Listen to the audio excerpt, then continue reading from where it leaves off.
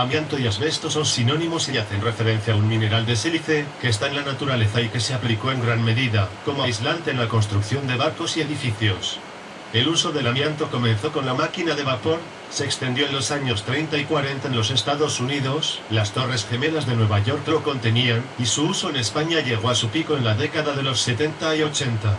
Existían más de 3.000 aplicaciones para el amianto. Según explica Infosalus la doctora Carmen Diego, neumóloga y coordinadora del área de enfermedades ocupacionales y medioambientales de la Sociedad Española de Neumología y Cirugía Torácica, SEPAR, desde 2002 existe una normativa en España y desde 2005 en el ámbito europeo que prohíbe el uso del amianto. Aún existen a nivel mundial explotaciones y minas en las economías en vías de desarrollo, y Canadá es uno de los grandes países que lo exportan aún estando prohibido su uso dentro de sus fronteras, señala la especialista, que añade que aunque el asbesto ha sido sustituido por otras fibras artificiales o cerámicas, aún no hay evidencias científicas de que estos sustitutos sean inocuos para los seres humanos. Los años 70 y 80 fueron décadas de un uso intensivo del asbesto en España.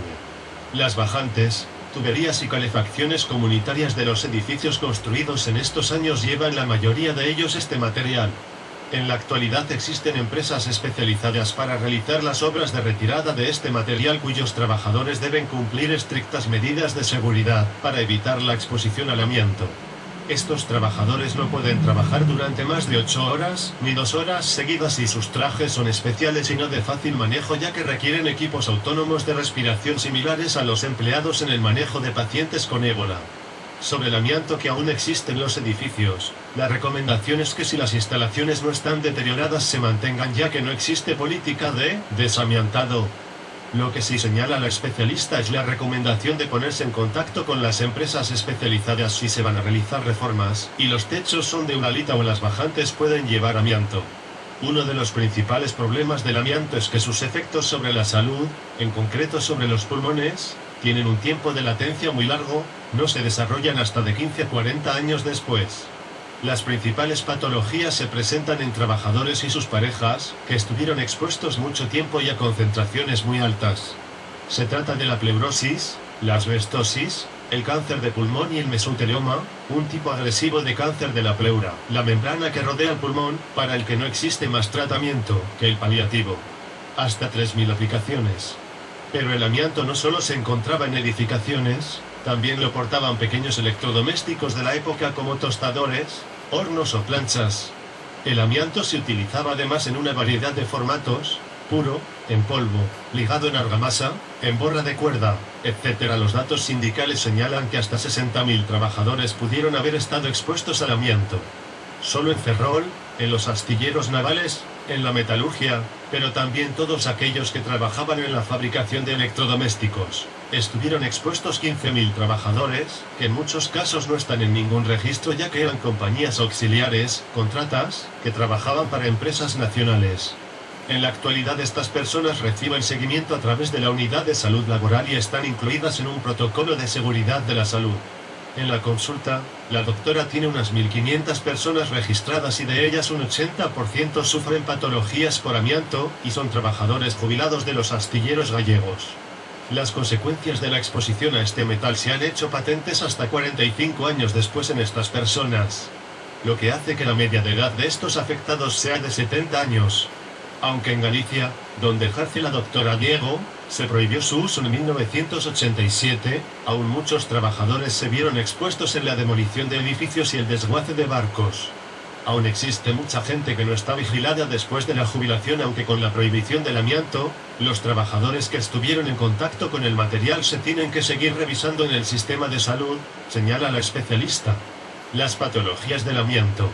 La más frecuente es la pleuritis, engrosamientos pleurales, seguida por la asbestosis que ocasiona fibrosis pulmonar y cuyo síntoma principal es la insuficiencia respiratoria, cáncer de pulmón, la causa más frecuente de muerte por cáncer, y, aunque poco frecuente, el devastador mesotelioma, para el que no hay tratamiento curativo. No existe una progresión entre las distintas enfermedades, hay personas que desarrollan unas patologías u otras. Suelen ser pacientes asintomáticos y cuando los síntomas se presentan solo los antecedentes laborales pueden conducir al diagnóstico clínico. Lo fundamental es concienciar a la profesión de que si ve alteraciones radiológicas en el pulmón hay que consultar los antecedentes laborales, señala Diego. Aunque los sindicatos y la población, que ha trabajado en actividades industriales sí está concienciada y recibe atención por los servicios sanitarios, existe una gran masa silente no detectada aún. En España no existen minas, pero se conoce la cantidad de amianto que se importó en las décadas de los 70 y los 80 y se considera que hasta el año 2040 los casos de mesotelioma continuarán en aumento para luego declinar.